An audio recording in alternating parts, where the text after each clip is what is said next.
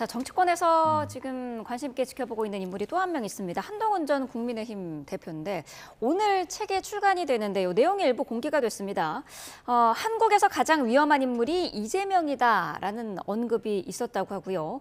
이재명 정권의 탄생을 막기 위해서 계엄의 바다를 건너자라고 썼다는데 어떻게 보셨습니까? 한동훈 전 대표가 정치에 다시 나오려면 설득해야 될 대상이 있습니다. 바로 지금 국민의힘 지지율이 높은 그 국민의힘의 그 상당 부분을 차지하고 있는 대통령이 계엄을 그래도 뭐 잘못한 것 같지만 그러나 현실, 그러니까 민주당의 어떤 그 입법 폭주라든지 이건 너무 심했어라고 생각하는 어떤 그 일단의 그 그룹을 설득을 해야 돼요. 그러니까 지금 계엄, 그러니까 탄핵 소추를 완성시킨 사람이잖아요. 만약에 한동훈 대표가 당시에 탄핵 소추를 부르짖지 않았다면, 물론 자신 현역은 아니었지만 당대표로서 그것을 주장하지 않았다면 어떻게 될지 모르는 상황이었습니다. 네. 그러니까 탄핵은 정당했다. 탄핵은 그럴 수밖에 없었다. 하지만 거기에 첫 번째 대통령과의 관계, 인간적인 어떤 도리로서는 사실 자신이 굉장히 유감으로 생각한다는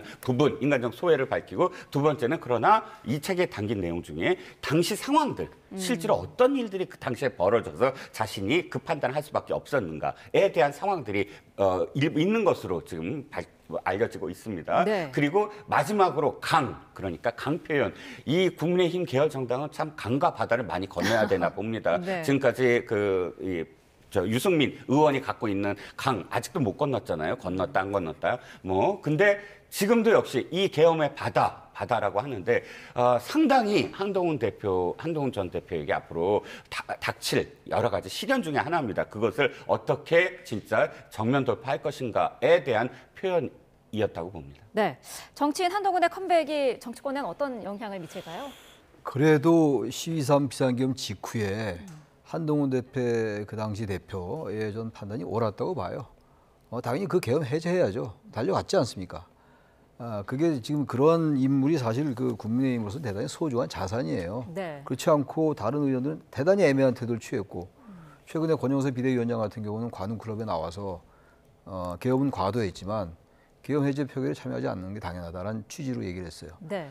그런 식의 지금 국민의힘의 이 여론 때문에 국민의힘이 지금 상당히 어려움에 처할 수 있다고 생각해요. 물론 지지율은 정당 지지율은 비슷하기도 하고 탄핵 찬반도 비슷하게 나올 경우도 있고 그렇습니다만, 근데 유승민이나 이제 한동훈, 안철수 이런 분들은 지금 탄핵에 대해서 찬성하는 거 아니겠어요? 그런 기류 아니겠어요? 계엄에 대해서는 정당하지 않았다는 건데, 물론 국민의힘도 계엄에 대해서는 정당했다고 그러지 않아요. 네. 대단히 애매한 태도 계속 유지하고 있어요. 물론 탄핵에 대해서 이제 헌재 재판 권성동 원내대표가 그저께인가요? 승복하겠다고 얘기를 했어요. 그것도 좀 흔쾌히 얘기하지 않은 것 같은데, 그래서 한동훈 대표가 이제 문제는 그거죠. 경선에서 통과를 해야 될 거 아니겠어요?